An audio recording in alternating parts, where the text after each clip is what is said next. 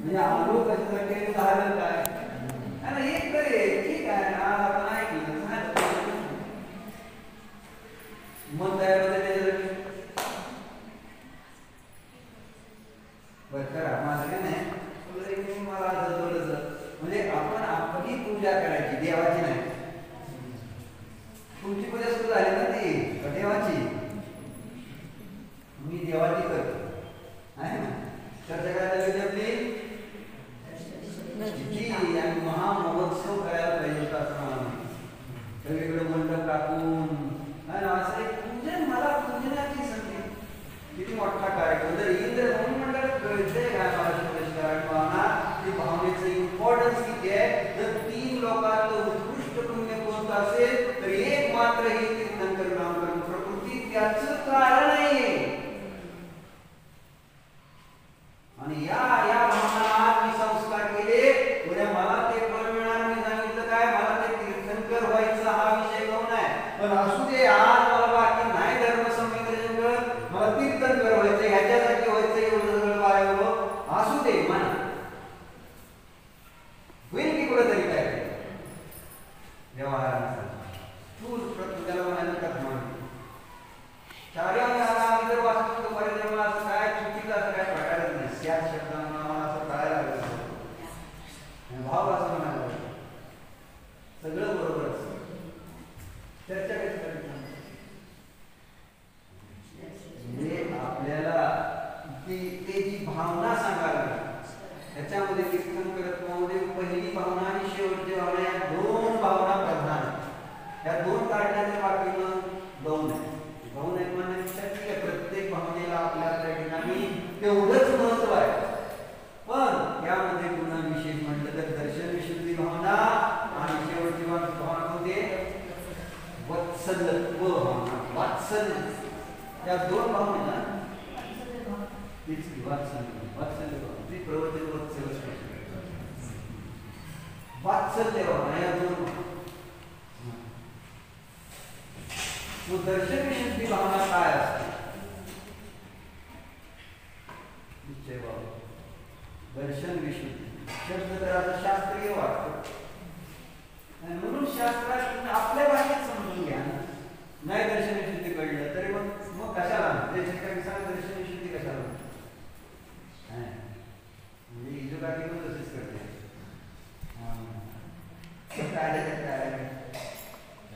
म्हणजे आपल्याला जे आवडले जे त्या रूपाने परिणत होतात व्हॉट इज दर्शन तुम्ही काय फिलिंग घेताय दर्शन विषयी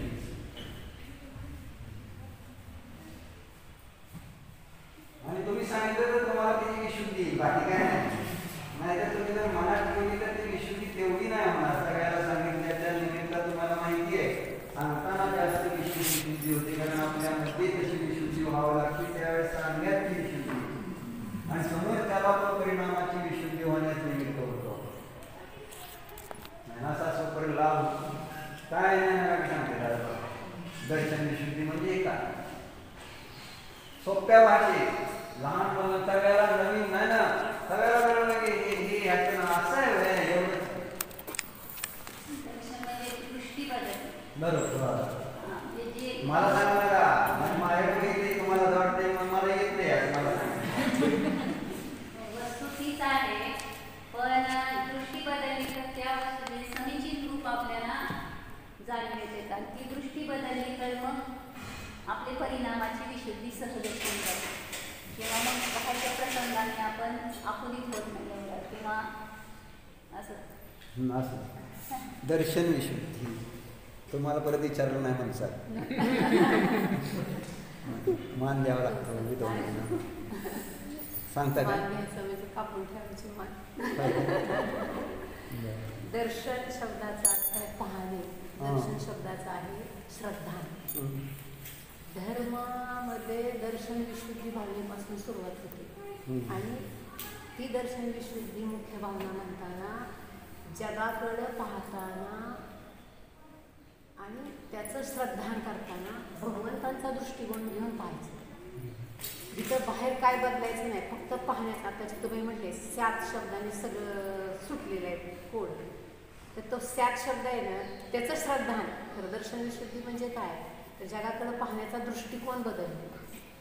मग त्यात एकत्व, ममत्व, कर्तृत्व, भोक्तृत्व ह्या सगळ्या बुद्धीत आपोआपच थांबते, थांबवावं लागत नाही, आपोआप ते सुटून जाते. असं श्रद्धा आणि अशा श्रद्धांपूर्वक केलेला सगळा व्यवहार मोक्षाला जाईपर्यंत दर्शन एक बाहेरची दृष्टी, अंतरंग बरोबर. ही दृष्टी बदलली की हा फरक होतो.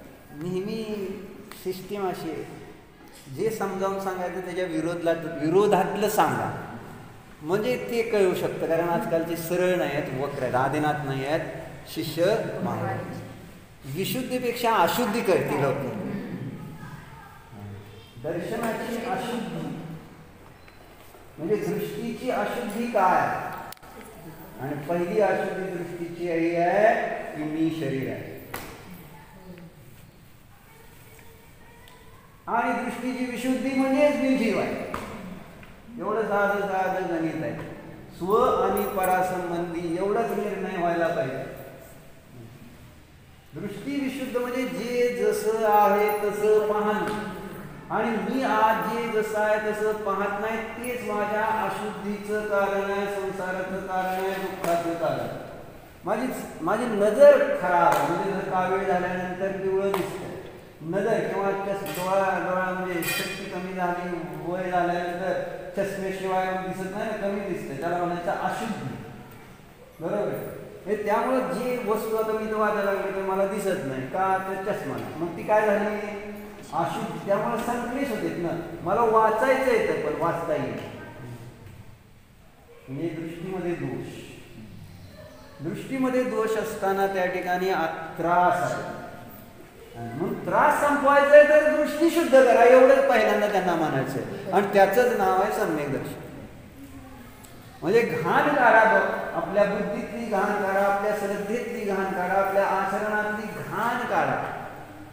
वस्तू व्यवस्थेसंबंधी जे आपण जाणतोय, आपल्या मर्जीने जाणतो, आपल्या पद्धतीने पाहतोय सगळ्याला, ही आहे घाण. इंद्रियानं पाहणं ही आहे घाण दृष्टी. कारण इंद्रियाने डोळ्याने पाहतो तसं नसतं वस्तू तसं. म्हणून तर मला अजून आज विषयामध्ये सुख, विषयामध्ये आनंद भासित होतंय. ज्ञान विषयांचं वाटतं, इंद्रियांचं वाटतं. ज्ञान मला माझं वाटत नाही, मी जीव, माझं ज्ञान असं नाही. डोळ्याचं ज्ञान, कानाचं ज्ञान, म्हणून ते खराब झाले तर मला त्रास होतो. ही आहे दृष्टीची अशुद्धी. होऊ दे डोळे खराब, होऊ देत कान खराब, कर्माचा उदय येईल, खराब होतील, जातील, जसं व्हायचं तसं होतं. माझं ज्ञान खराब होतं. कारण ज्ञान आत्म्याशी अभिन्न आहे. ते कुठल्याही अवस्थेमध्ये, कुठल्याही क्षेत्रामध्ये, कुठल्याही काळामध्ये त्याच्यात प्रॉब्लेम येणार. शरीरात प्रॉब्लेम येतील, पण जीवाचा जो स्वभाव आहे त्याच्यात प्रॉब्लेम येणार.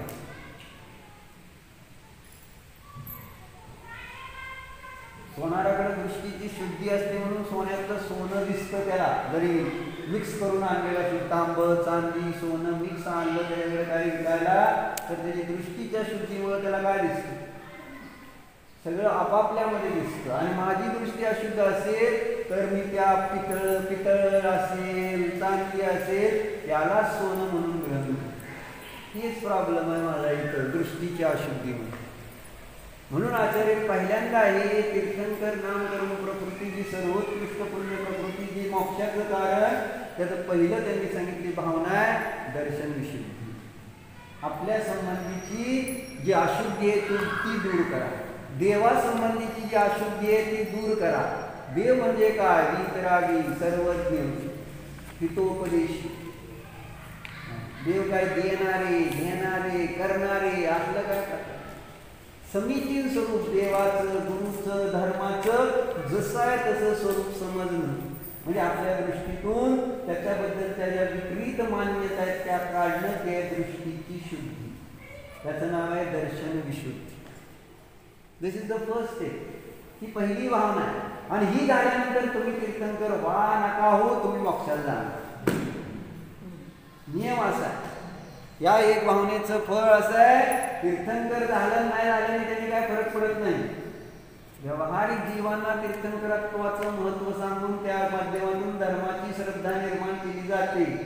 परंतु जेव्हा दर्शन विशुद्धी होईल तिथं तो म्हणेल नाही मला तीर्थंकर नाही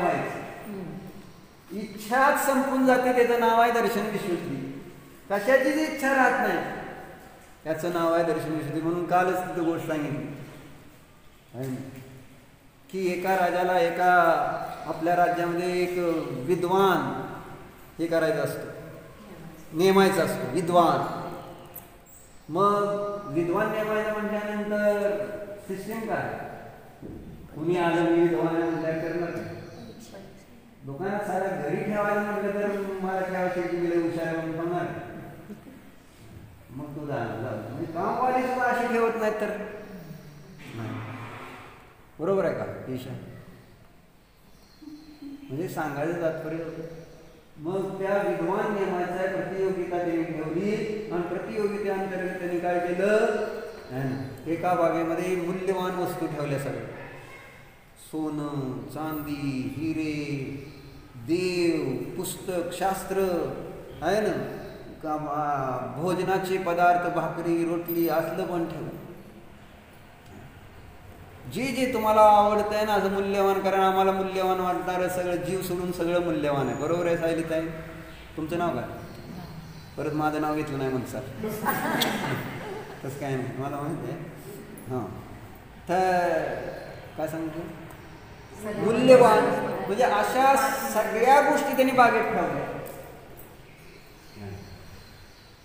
आणि सांगितलं सगळ्या आजूबाजूला राज्यात सगळीकडे दौंडी पेटवली की आणि या बागेत मी सगळ्यात किमती वस्तू आणून जो मला देईल त्याला मी विद्वान म्हणून नियुक्त करणार. What is your choice? आता मी तिथं पण सगळ्यांना प्रश्न केला, तुमचं चॉईस काय त्याच्यात आहे ना? मी सांगितलं देव पण होते, शास्त्र पण होते आहे ना, सगळं तिथं सोनं नाणं सगळं होतं, अगदी भाकरी रोटली सुद्धा होती असं सांग. अशा बागेमध्ये तुम्हाला सोडलंय, तुम्हाला आता नियमायचंय, विद्वान म्हणून नियमायचंय का नाही? आता का अडाणीच राहायचं? एक तर पहिल्यांदाच आपण माघार घेणार, नको बाबा, जसं मी तुम्हाला विचारलं तुम्ही काय घेणार, आपला काय संबंध नाही, की घेणारे घेतील, मला थोडंच तिथं नियुक्त व्हायचं. असा आमचा पहिला त्या ठिकाणी त्याचा अप्रोच आहे. धर्माच्या बाबतीतचा अप्रोचच इतका निगेटिव्हली जातो सुरुवातच, म्हणजे हा असं म्हणजे आहे काहीतरी आणि भारी आहे म्हणून असा अप्रोचच नाही, आणि त्या पद्धतीने धर्मच मांडला जातो आणि त्यामुळं मग ते सगळं निगेटिव्ह अप्रोच होईल. बरोबर काय नाही, काय म्हणजे देवाचं दर्शनाचं इम्पॉर्टन्स नाही, देवाचं शास्त्र वाचायचं इम्पॉर्टन्स नाही, नो इम्पॉर्टन्स, ओनली मनी मनी मनी मनी मनी.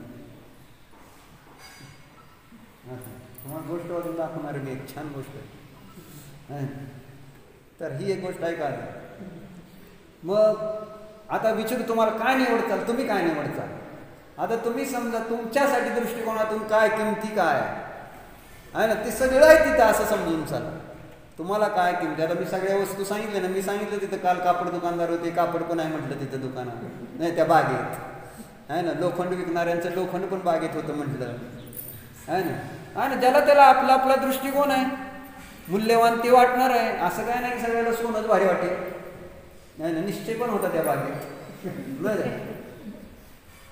मग किमती कोण निश्चय असं विचारायचं, आणि निधी पण होती त्या बागेत. मूल्यवान आता विद्वान ठरवायचं, बाकी नाही. आणि त्याच्यावरून ठरणार होतं की तो विद्वान आहे किंवा नाही, किमती वस्तू आणायची. मग मी विचारलं, मग एक जण किराणा दुकानदार होते, ते म्हटले आम्ही म्हटले धान्य घेणार, म्हटले तिथं म्हटले त्याच्याशिवाय जीवन आहे, सगळ्यात किमती ते नसेल तर बाकी काय पैसे नाही, त्याचा काय उपयोग आहे. आपल्याला वाटतं भाकरीचं किंमत 0 आहे, भाकरी होती तिथं ठेवली, पण भाकरीचं मूल्य कोणाला कळलं? त्याला भूक लागली त्याला कळतं. तुम्हाला लागली ना भूक? शास्त्र वगैरे काय कळत नाही, त्यावेळेस भाकरी मूल्यवान म्हणलं ना. प्रत्येक वेळेस मूल्यवान गोष्ट बदलते. जेवायला बसला आणि आज रविवार आहे, मीठ नाही टाकलं जेवणामध्ये, मूल्य कळतं नाही मिठाचं. मीठ नाही, मीठ आणा पहिल्यांदा, मीठ आणा, बाकी जाऊ द्या सगळं आहे ना, मीठ टाकायचं पहिल्यांदा. काय एक वस्तू द्या पण मीठ टाकलेली, मूल्य तिथं मीठ पण होतं. काय निवडणार मीठ? येस काय ना, मी म्हणजे जसं तिथं जपानला जाऊन काय निवडलं तुम्ही, किचेन्स, मूल्यवान वस्तू, ज्याला जी आवडतं ज्या वेळेस आपलं चेंज होतं, नेहमी एकसारखं राहत नाही.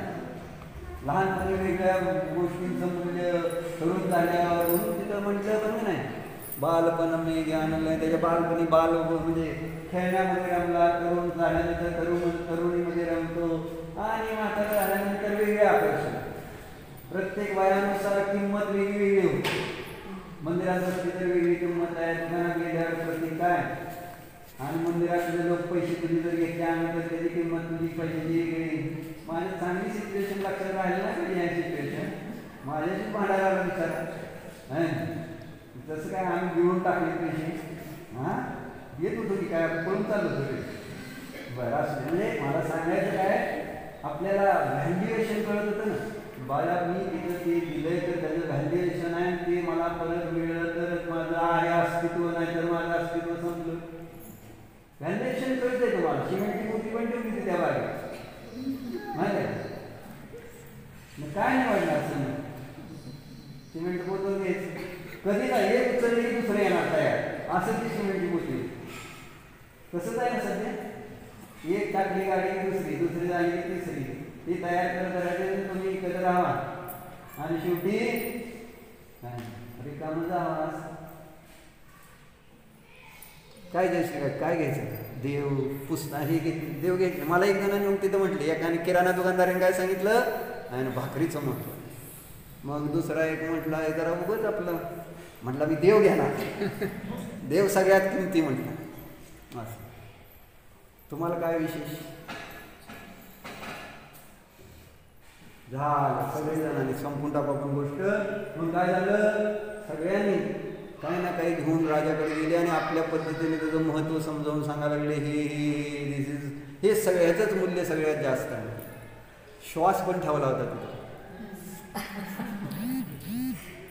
म्हणजे ऑक्सिजन सिलेंडर हो, कशाचं म्हणजे पाण्यासारखी गोष्ट सुद्धा असेल असं समजा. सगळ्या जणांनी आपल्या बुद्धीला जसं पटेल, म्हटलं ना जसं वर्तमानामध्ये मला जे वाटतंय भारी तेच बरोबर, ते त्याची किंमत, बाकी काय नाही. त्याच्यासमोर देव नाही, धर्म नाही, गुरु नाही, कोण नाही. जे मला आत्ता जे वाटतंय ते, दॅट इज द, म्हणजे त्याची व्हॅल्यू, ट्रू व्हॅल्यू. मग झालं, सगळ्यांचं बघत होते, पण एक तरुण मुलगा त्या बागेतनं आलाय, तिथूनच आलाय, पण हातात काहीच नाही त्याच्या. मग राजाने त्या आकर्षण कोणाकडे होणार, सगळेजण काहीतरी घेऊन आलेत, काहीतरी सांगते, आणि ह्याने तिथूनच आलाय पण काहीच घेऊन आला नाही. मग माणूस प्रश्न त्यालाच विचारणार का, कारण असं उलटच हे होतं ना, वेगळं काय, तू रिकामा आलाय म्हणजे तू काय आणलं नाही, म्हटलं मी आणलंय. म्हटलं तुम्ही कसं काय म्हटलं नाही, मीच आणलंय म्हटलं, बाकी कोणीच काय आणलं. हा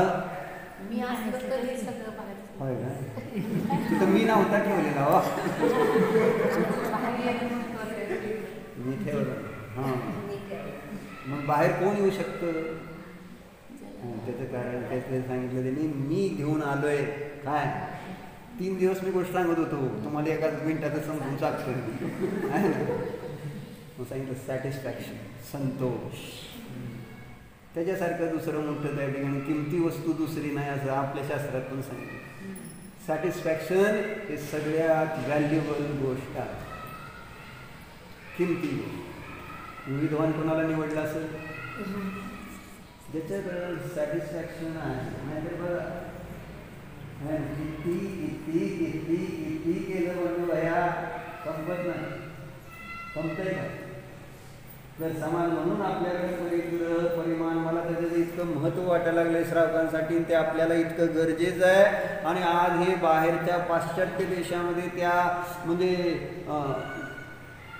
गरज आहे तेवढ्याच वस्तू ठेवण्याची एक ही आलेली आता, काय म्हणजे लाट आल्यासारखी, म्हणजे काय म्हणत तशा विचाराचे लोक, आणि सगळ्याला समजावून सांगत गरजेपुरतच वस्तू घ्या आणि गरजेपुरत्याच वस्तू ठेवा.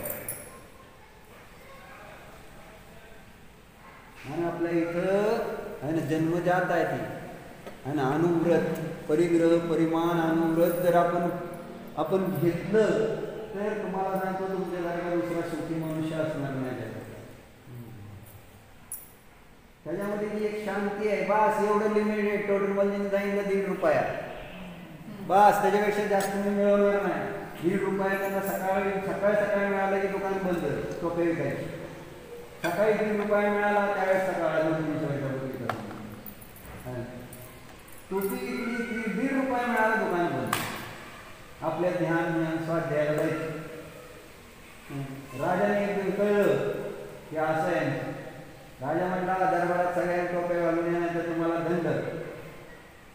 सगळेजण मृत्यूदंड साधा पण सगळे आता त्यांना ₹1.5 मिळालं ते बंद करायला लागले तर गर्दी सगळ्या लोकांची पळत अहो टोपी द्या.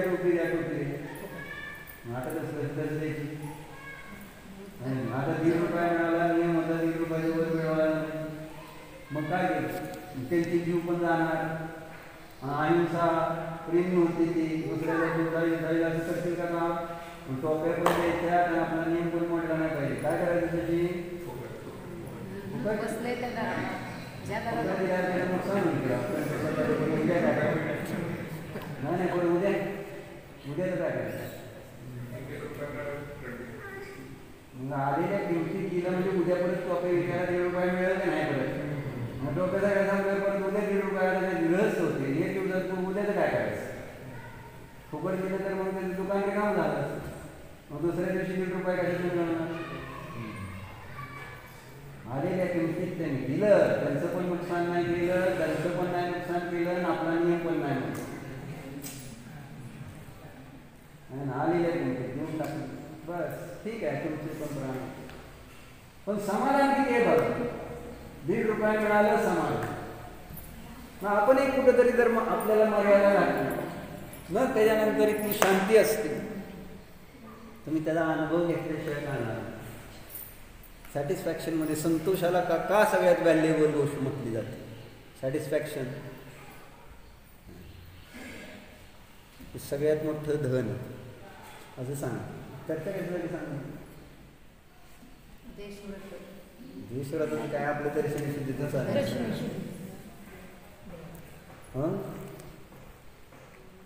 विसरते असं होतं प्रॉब्लेम. बाकी काय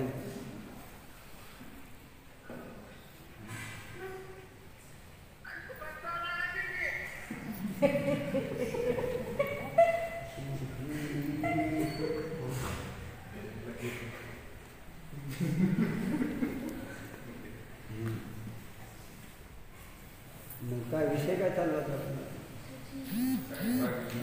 शरीर म्हणजे त्या माणसाला विद्वान म्हणून नियुक्त केलं पण ही गोष्ट मी कशासाठी सांगतो. विषय कशावर निघाला गोष्टीचाही म्हणून श्रद्धा. शरीर म्हणजे निगेटिव्ह सांगायचं ना. पंचेंद्रिय भोगामध्ये अस्तित्वमान दर्शन लिंक जुळली पाहिजे. हो ती जुळणार नाही. आता माझ्याकडे एकदम ब्लँक झालं. कशाची इच्छा न करणे म्हणजे दर्शन. हां बरोबर. इच्छेवर नाही. Very good. कोण सांगितलं. तर इच्छा नाही. इच्छेवरून विषय निघाला. समाधान त्याचं नाव आहे दर्शन विशुद्धी. म्हणजे मग प्रॉब्लेम कुठं आहे. इच्छा काय. मी परिपूर्ण आहे हे माहिती नाही म्हणून इच्छा आहे. माझा आनंद माझ्यामध्ये परिपूर्ण भरलेला आहे म्हणून इच्छा आहे. इच्छेचं कारण ते मी स्वतःला अपूर्ण मानतोय म्हणून मला इच्छा होती. आणि ही आपल्याला अपूर्ण मानणं तेच त्या ठिकाणी मुख्यतेने दर्शनाच्या अशुद्धीचं कारण. खरं बघायचं म्हणून पहिली भावना काय. आणि त्याला इथे शास्त्रामध्ये सांगते सम्यक दर्शन म्हणते. त्याला सम्यक म्हणजे जसं आहे तसं वस्तूचं ज्ञान आहे, श्रद्धा आहे आणि आचरण. तिन्ही गोष्टी जसं आहे तसं त्याचं नाव आहे दर्शन. आणि ही भावना ज्यांच्यामध्ये आहे ना त्यांच्या पर्यायामध्ये क्रमाने त्या ठिकाणी सांगितलं काय सम्यक्त होण्यामध्ये कारणभूत नाही. हे नसेल तर मग बाकीच्या भावना असताना सुद्धा तिथं तीर्थंकर प्रकृतीचा बंध होणार नाही. बरोबर. दर्शन विशुद्धी हे नेता बनण्याचं पहिलं कारण. कारण दर्शन विशुद्धीवालाच तीर्थंकर बनतो, तो मोक्ष मार्गाचा नेता. कारण हे नेता बनण्यासाठीचे गुणधर्म आहेत. नेता कोणाला बनायचं नाही ते मला सांगा.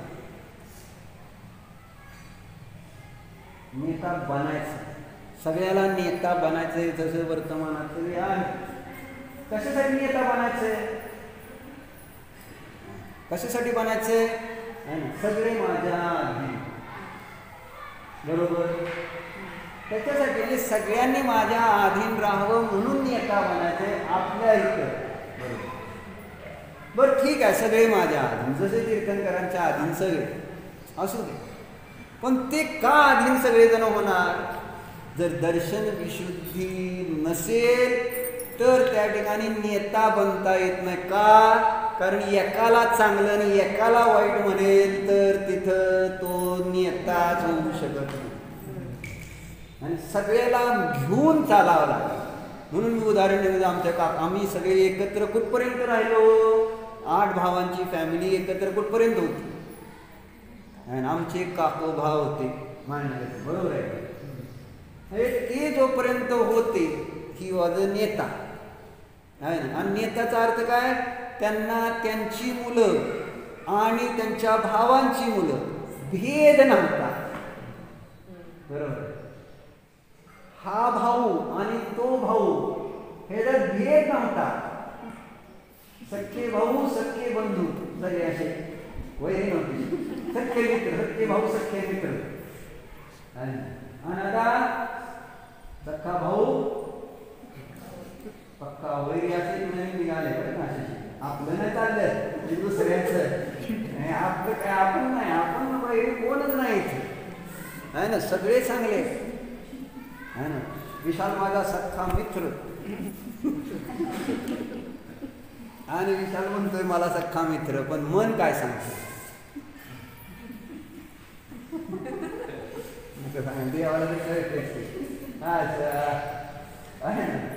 तर सांगायचं काय? भेदभाव नसतो. दर्शन विशुद्धीमध्ये एक समभाव आहे. आणि ती नसेल तर त्या ठिकाणी विश्वाचा नेता बनण्याचा अधिकार पण नाही. हे 16 गुण चांगल्या प्रकारचा नेता बनण्यासाठी, कारण ते 16 गुणच मोक्ष मार्गाचे नेता बनण्यामध्ये कारणीभूत आहे. हे गुण आहे, हे पहा भाव आहे. अशा भावनावाला जीवच नेता, उत्कृष्ट नेता बनू शकतो.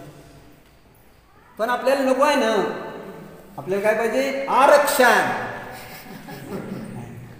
इथं समान नागरिक कायदा करायचं चाललं.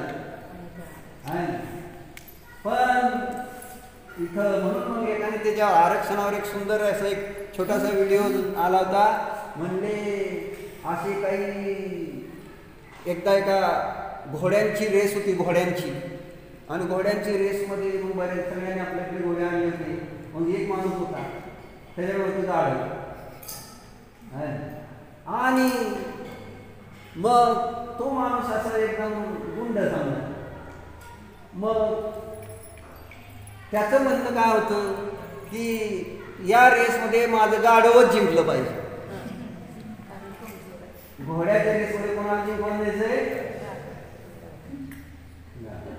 मग आता काय करायचं? गाढव जिंकण्यासाठी सांगावं, ठेवा घोडे बांधून, आपोआप गाढव जिंकायचं. हे आरक्षण रूपी गाढव असं म्हणते ते. बघितलं ना, आरक्षण रूपी गाधा. त्यामुळं त्या ठिकाणी चांगली प्रगती जी व्हायची ती प्रगती होत नाही. असं हे सगळं आरक्षण आहे. इंद्रिय म्हणजे इंद्रिय हे आरक्षण आहे. कशा आरक्षण आहे? त्याचा आम्हाला पक्ष आहे. आपण त्याला काय कमी झालं तर आपण लगेच उठतो, आम्हाला पाहिजे. जसं आजकाल आरक्षण पाहिजे असतं ना, तसं डोळे काहीतरी मागतात आणि 5 इंद्रिय काहीतरी मागतात. त्याचं नाव आहे आरक्षण. आरक्षण रूपी गाढव आहे ना. घोडा चांगला मोक्षाला पळणारा जाणारा आणि त्याला बांधून ठेवायचं, जीवाला बांधून ठेवायचं चांगल्या, आणि कर्मरूपी गाडो मोकळं सोडायचं का त्याला जिंकून द्यायचं. आणि ही सगळ्यांची हट्ट आहे की माझं गाढव जिंकलं पाहिजे, माझ्या संसाराचाच विजय झाला पाहिजे, धर्माचा विजय झालाच नाही पाहिजे. ह्याच्यासाठी आम्ही सगळे प्रयत्नशील आहे. बरोबर आहे. कोण जिंकलं पाहिजे सांगा. धर्म का कर्म, कोण जिंकला वाटतं? प्रभू परमात्मा म्हणायचं सगळं म्हणायचं सगळ्याला पाहिजे. पण कुठं असं झालं की असं म्हणून सांगितलं ज्याला नेता वजन त्याला सगळ्यांबद्दल साम्य भाव असला पाहिजे, त्यावेळेस तो उत्कृष्ट नेता होऊन. मी कोणाबद्दल राग द्वेष नाही, म्हणजे हा माझा आहे हा तुझा आहे म्हटलं तर ही cannot be a good politician. आणि हे तर 3 लोकांचे नेता. हां, मग कसे असतील, त्यांचे परिणाम कसे असतील. म्हणून पहिलीच भावना महत्वाची घेतली दर्शन विशुद्धी, की ज्याच्यामध्ये सगळ्याबद्दलचा एक समभाव, ही आहे दर्शन विशुद्धी. निश्चयाने आपल्याप्रती समभाव आहे, व्यवहाराने सर्व जीवांच्या, दोन्ही निश्चय व्यवहार एक काय नाही.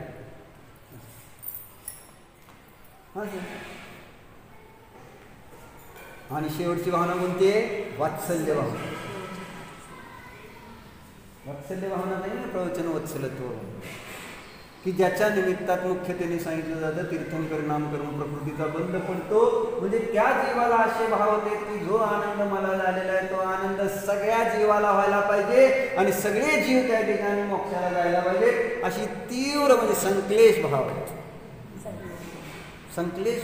संक्लेश परिणामाने तीर्थंकर नाम कर्म प्रकृतीचा बंध.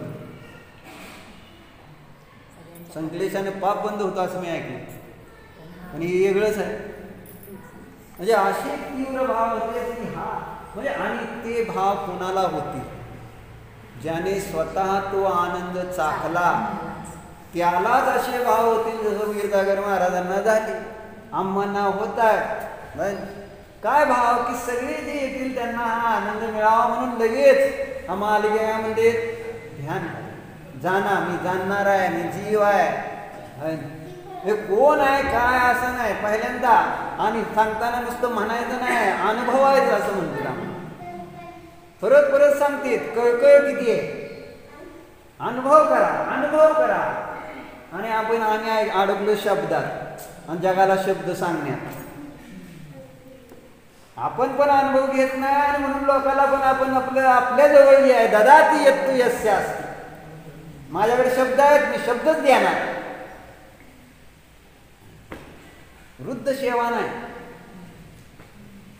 आत्मा वृद्ध आहे ना, संत जन वृद्ध आहे, त्यांची सेवा नाही. अरे त्याच्यातच सगळं आहे पण कळत नाही. आनंद आत आल्यानंतर माणूस ते करणार नाही. आनंद दिला, आनंद घ्या, आनंद घ्या, आनंद घ्या. म्हणून महाराजांना चौथं नसताना कुठलाय काय कसलाय, म्हणजे व्यसनी आहे का, भोगामध्ये अडकलेला आहे का, पैशामध्ये रस वेचलेला आहे, काय तसला विचार नाही. आला ना हा दृष्टी, तू आत्म्याचा अनुभव करू शकतो. सगळी पंचेंद्रिय पर्याप्त, एवढंच त्यांना दिसत होतं ही मनुष्य आहे, ह्याला कळते, सांगितलं तर समजत. हे बघ आता अनुभव कर, ही अशी व्यवस्था आहे, हे शरीर आहे, हे ज्ञानामध्ये आलेलं प्रतिबिंब आहे, आणि हे ज्ञान. पाण्याची वाटी घेऊन आपलं दाखवलं, मोकळं गेल्यावर या आत्मा जाण म्हटले, इथं पाणी तुला जाणता येते, वाटी जाणता येते, त्याच्यातलं प्रतिबिंब जाणता येते, आणि आत्मा जाणायला काय झालं मग? वाटीप्रमाणे शरीर, प्रतिबिंबाप्रमाणे हे सगळे येणारे विचार, आणि पाण्याप्रमाणे ते ज्ञान. ह्याच्यापेक्षा काय सोपं करा? म्हणजे जेवढं सोपं, म्हणजे असं नाही कठीण. सगळेजण आज त्याच विषयाला अतिशय कठीण म्हणून तो विषयच ड्रॉप केला जातोय. हे जिने धर्मच नष्ट केला जातो असं म्हटलं तर काय वाव. म्हणून आचार्यांनी आत्मनिवेदनामध्ये स्पष्ट सांगितलंय आहे ना, लहान बालकाला उपदेश कोणता द्यायला पाहिजे? बालसुलभ म्हणजे त्याला पचल असंच अन्न खाऊ घातलं जातं. आणि म्हणून त्यांनी तिथं पहिल्यांदा सांगितलं की सम्यक दर्शन पहिल्यांदा चा उपदेश दिला पाहिजे. बालसुलभ क्रिया कोणती असेल तर सम्यक दर्शन. म्हणून मी आज आकर्षित झालो धर्माकडे. जर मला सांगितलं असतं ही सोड ती सोड ही बघू नको असं करायचं नाही तसं करायचं नाही, मी आज धर्मात नसतो, आमचे दादा नसते. आज आपण म्हणजे प्रायात जे आपल्याकडचे लोक धर्मामध्ये वळले, अपवादात्मक होते, चंद्य आणि थोडे व्रती संयम पाळणार, पण प्राय सगळे पैशाच्या मागं विषयभोगाच्या मागं लागलेले आपण सगळीची. कधी तत्व काय माहिती नाही, साधर्व्य नाही, देव नील माहिती नाही. बरोबर. पण महाराजांनी दाखव असू दे कसा का असू दे, हे असं एवढं समजून घे आपल्या भाषेत, आणि विषय साधन फळ दाखवून ही अनुभूती. त्याला म्हणायचं वात्सल्य.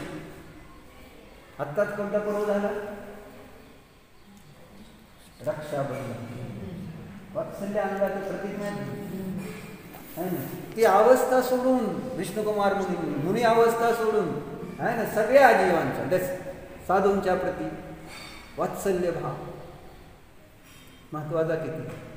आणि वात्सल्य भावाच्या अभावामध्ये संसार कसा असतो ही एक गोष्ट तुम्हाला वाचून मग आम्ही पूजा सुरू करू. हां, एक सुंदर गोष्ट आहे, एक रिअल गोष्ट. हां,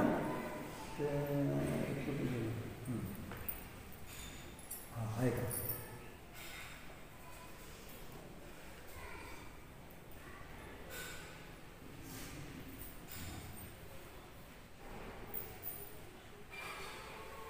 सर्वात श्रीमंत माणूस म्हणून गोष्ट आहे. जॉनी डी रॉकफेलर हे जगातले पहिले अब्जाधीश व सर्वात श्रीमंत व्यक्ती होते. वयाच्या 25व्या वर्षी ते जगातील सर्वात मोठ्या तेल शुद्धीकरण कारखान्यापैकी एकाचे मालक होते आणि 33व्या वर्षी जगातील सर्वात मोठे तेल शुद्धीकरण करणारे बनले होते. 38व्या वर्षापर्यंत त्यांनी अमेरिकेतील 90% तेल शुद्धीकरणाची कमान सांभाळली होती आणि 50 वर्षाचे होईपर्यंत ते देशातील सर्वात श्रीमंत व्यक्ती बनले होते. ओके. त्यांच्या मृत्यूच्या वेळेस ते जगातील सर्वात श्रीमंत व्यक्ती होते आणि तरुणपणी ते आपल्या वृत्तीचा, आता हे महत्वाचं ना, तरुणपणी ते आपल्या वृत्तीचा प्रत्येक निर्णयाचा आणि नात्यांचा उपयोग फक्त आपल्या व्यक्तिगत शक्ती आणि संपत्तीत वाढ करण्याकरताच करीत असत.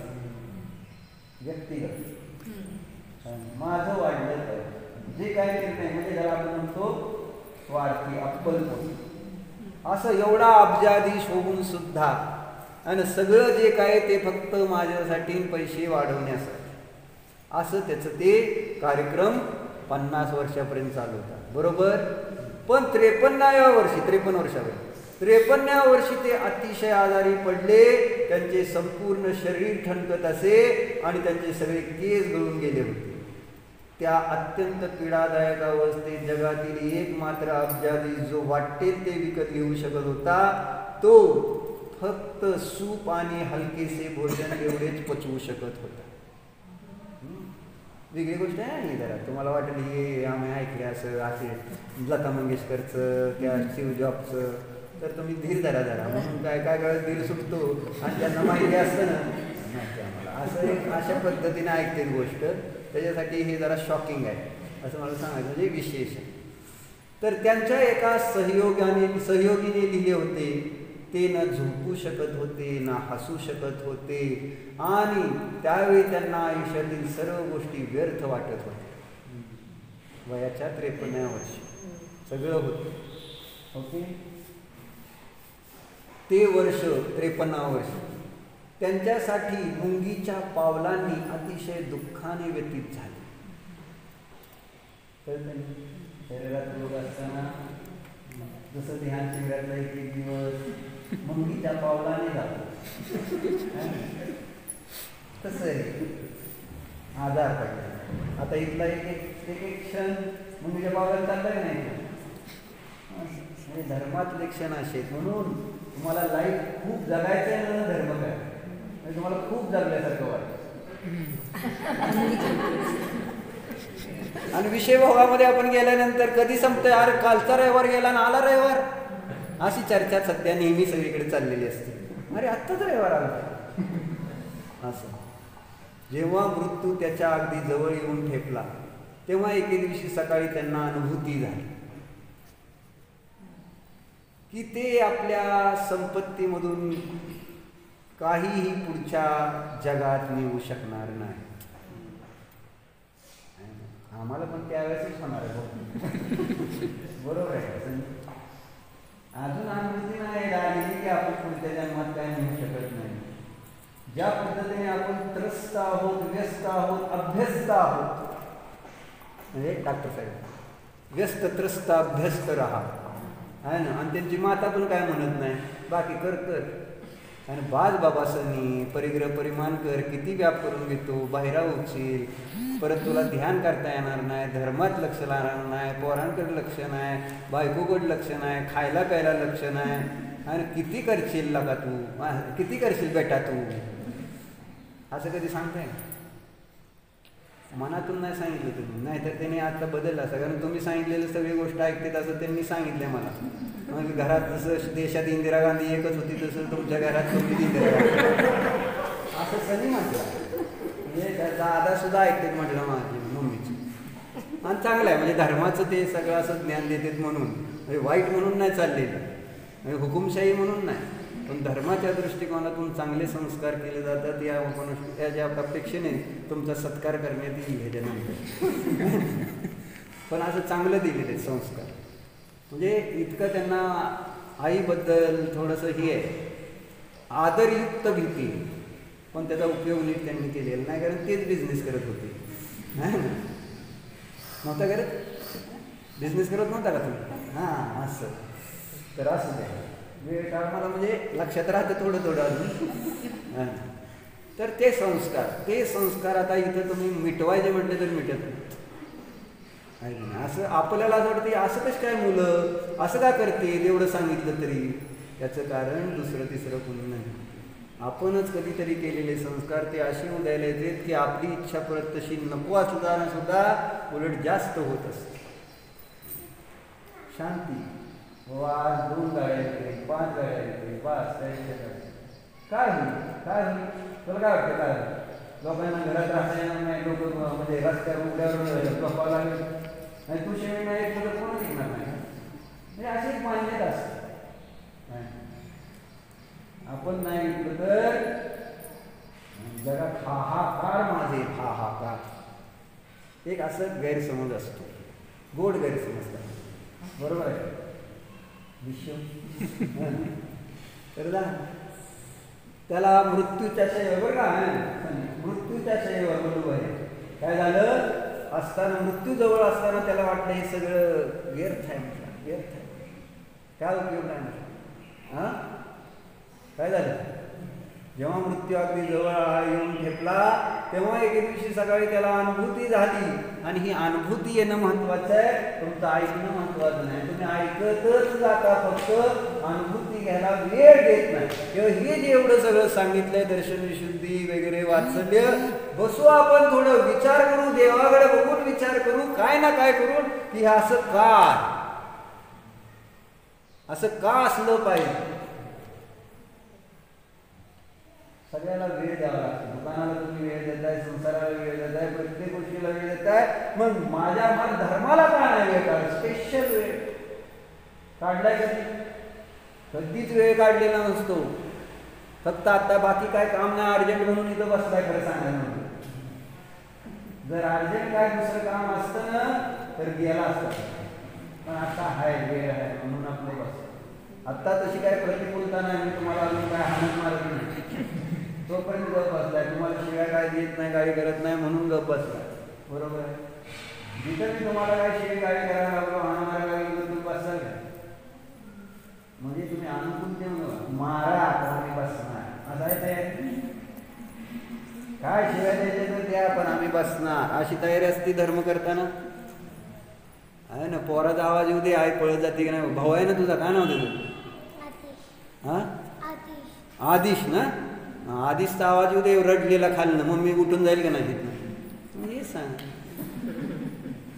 म्हणजे इथं बसलोय म्हणजे आपण म्हणजे समर्पणाने बसलेलो नाही आहे. धनंजय काय आपल्या कोणासारखं धन्यकुमार सारखं, धन्य नाही धनंजय समर्पण नाही. जग गेलं तिकडं उडत. आता मी आणि देव दोघंच माझ्यासाठी आणि धर्म, तिसरं कोण नाही माझ्यासाठी.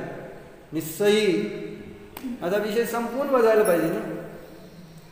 फक्त प्रतिकूलता नाही आहे म्हणून बसलाय हे देशी, म्हणून आपल्या मनात अजून धर्माच्या आकर्षणाने मी बसलो नाही पाहिजे. आहे योग्य काय म्हणून बसतो. म्हणून सांगायचं की वेळ द्या, प्रॉपर वेळ नाही. ह्या वेळ धर्माचा मग तिथे जगात उलट पालत होऊ दे काय, पण ह्या वेळात आम्ही दुसरं काय करणार हा निर्णय माझा पाहिजे. त्यावेळेस तुम्ही 5 मिनिटं जरी दिले ना, त्या 1 मिनिट दिला तरी तो धर्म तुम्हाला अनंत काळाचं फळ देणार, सुख. पण 1 मिनिट असा प्रामाणिक द्यायचा, असा शरीरासाठी जो आणायचा, त्यावेळेस शरीरात काय बनवते त्या 1 मिनिटामध्ये फक्त मी आणि मी आणि मीच. 1 मिनिट सुद्धा खूप मोठा आहे. छोटा अंतर म्हणतात मोक्षाचा माणूस केवळ ज्ञान.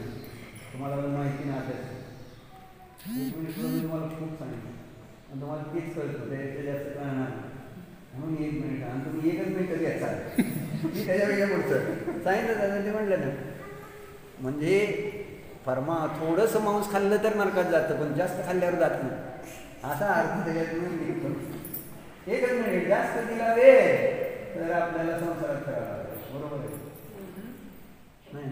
बरं, मग सांगायचं असं की वेळ प्रॉपर अनुभूती यायला पाहिजे. अनुभूती त्या माणसाला अनुभूती केव्हा आली, मृत्यूच्या जवळ आहे. 53 वर्ष गेले, 54 चालू झाले आहे ना.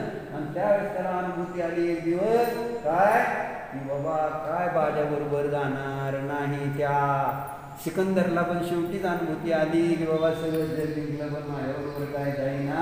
ते सगळ्याला कोणाला केव्हा अनुभूती आहे इथे पण तू काय अनुभूती आम्हाला माझ्याबरोबर काय जात नाही, काय जात नाही, काय जात नाही म्हटल्यानंतर मिळवणारच नाही. तेवढ्या फोर्सनं नाही मिळणार. जो आज फोर्स आहे ना त्याचा वेग आहे, तो वेग राहणार. वेग काढायचा, वेग कट करायचा पाहिजे. कारण वेग जो आहे तोच प्रॉब्लेम आहे. तो वेगाला कुठंतरी थांबवायचा प्रयत्न करायचा, कमी करायचा प्रयत्न करायचा. आणि तो वेग थांबवायचा केव्हा थांबणार? मृत्यूला थांबवायचा आहे, जायचंय काय वेळा हे करून काय करू पडतोय का माझ्या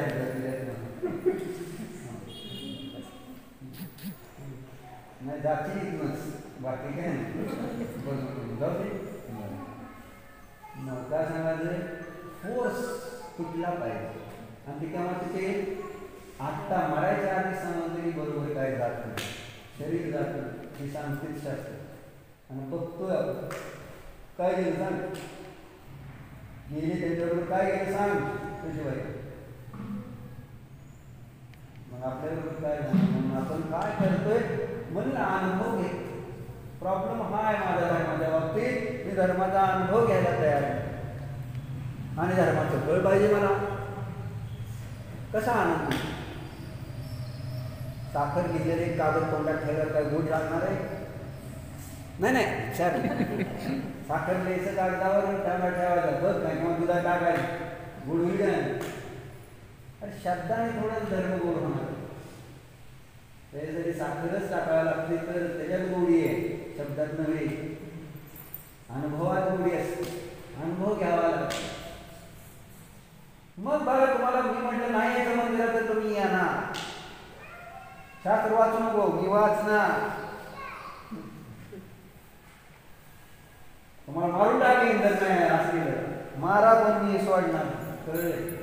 ज्याला कळले त्याला मरण सुद्धा स्वीकार, पण तत्व सोडणार नाही, धर्म सोडणार नाही. जसं ज्याला स्वतंत्रता पाहिजे होती त्यानं मरण स्वीकार. स्वातंत्र्य सांगितलं कारण स्वतंत्र त्यांना माहित मेल्यानंतर काय स्वतंत्र काय काय नाही, पण असू दे मला स्वतंत्र मरू दे, पण स्वतंत्रताच माझ्या देशाला मिळवून. ही एक त्याच्यातलं तसं धर्म आपल्याला आपल्या आत्म्याची स्वतंत्रता. मग त्याच्यासाठी मग बाहेर कसलेही प्रॉब्लेम असू दे. म्हणून म्हटलं अनुभवाला फार महत्व आहे, नुसत्या गप्पांना नव्हे, है ना. मग ह्याला केव्हा कळलं? चौपन्न या वर्षी मरण अगदी जवळ आले आणि त्यावेळेस त्याला कळत नाही की बरोबर काय जात नाही. तुम्हाला केव्हा कळून द्यायचं तेव्हा कळून दे, मी काय गडबड करत नाही, आहे ना. पुढं काय म्हणते बघा, नाही ना, काही पुढच्या जन्मात मिळू शकणार नाही. जी व्यक्ती संपूर्ण व्यापाराचे विश्व नियंत्रित करीत होती त्या व्यक्तीला अचानक अशी जाणीव झाली की त्याचे स्वतःचे जीवन सुद्धा आता त्याच्या नियंत्रणात नव्हते.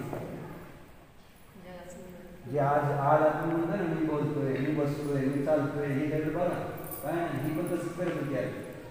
काय नाही, गप्पीत बसावं लागते, उचलून ठेवावं लागतं काय. मग आपल्याला ती उद्या अवस्था येणार नाही. मला जर असं टेन्शन येतं तर मला सांगतो, भयंकर अवघड असतं. येणार सगळ्याला येऊ शकतो. नियंत्रणात काय नाही, शरीर आहे का नियंत्रणात नाही. झालं, त्याला कळलं शरीर पण माझ्या हातात नाही, आहे ना. मग काय केलं बघा, त्यांच्याजवळ आता फक्त एकच पर्याय उरला होता. त्याने आपले वकील, मुनीम, प्रबंधकांना बोलून घेतले आणि घोषणा केली की जी आहे ना, जी ते आपली संपत्ती दवाखाने, संशोधन कार्य आणि दान धर्म करण्यासाठी वापरू इच्छितात. काय त्यांनी काय ठरवलं की आता जर माझ्यावर काय जात नाही, काय नाही, उपयोग नाही, याचा माझं जीवन सुद्धा नाही, हे टिकवू शकत, देऊन टाका सगळ्यांना. जग को देगी जग की निधिया, त्याला म्हणायचं महाराज. निर्मोही त्याला म्हणायचं. जगाचं देऊन टाका. त्याला कळलं, त्यावेळेस कळत होतं की आता माझ्याबरोबर काय जात नाही आणि आता देऊन टाका. बघा गंमत काय झाली. अशा प्रकारे जॉन डी रॉकफेलर यांनी आपल्या फाउंडेशनची स्थापना केली. या फाउंडेशनच्या अंतर्गत एक नव्या दिशेने चालना मिळाल्यामुळे त्यातून पुढे पेनिसिलिनचा शोध लागला आणि मलेरिया, टीबी आणि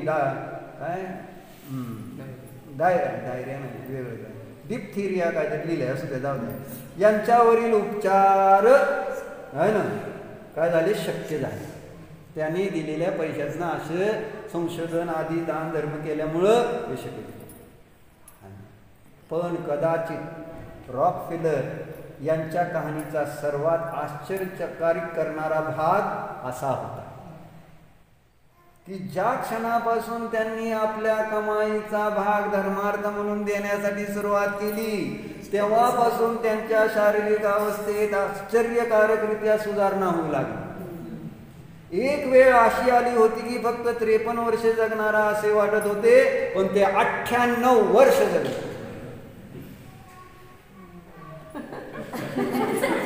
कोणाला 98 वर्ष जगण्याचा मंत्र आहे जगाला दे परिणाम विशुद्ध झाले. हे सांगते बघा, रॉकफेलर कृतज्ञता शिकले आणि त्यांनी आपली अधिकतर संपत्ती समाजाला परत केली. असे केल्याने ते केवळ बरे झाले असेच नाही, तर ते परिपूर्ण सुद्धा झाले. त्यांना आजारातून बरे होण्याचं आणि परिपूर्ण होण्याचा मार्ग सापडला. असे म्हणतात की रॉकफेलर यांनी आपले मानव जीवन कल्याणासाठीच पाहिले. मोठे अनुदान स्वामी विवेकानंदाच्या भेटीनंतर दिले व त्यानंतर ते उल्लेखनीय परोपकारी व्यक्ती बनले. स्वामी विवेकानंदांनी त्यांच्या निदर्शनास आणून दिले की त्यांची ही परोपकारी वृत्ती गरीब आणि संकटग्रस्त लोकांना मदत करण्याचे एक सशक्त माध्यम बनू शकते. मृत्यूच्या आधी त्यांनी आपल्या रोजनिशीत लिहिले, मला काम करणे व खेळणे शिकवले गेले.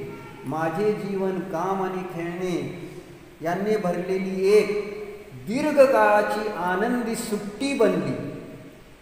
चिंतांना मी रस्त्यातच सोडले आणि परमेश्वराने दररोज मला सर्व चांगलेच दिले. देण्याचा आनंद ह्यात जगण्याचा आनंद आहे आणि ह्या आहेत 16 भावना. देण्याचा आनंद आहे त्यावेळेस तीर्थंकर बनतो. ते देतात आणि देणारे म्हणजे नेता कोण असतो? सेवक असतो.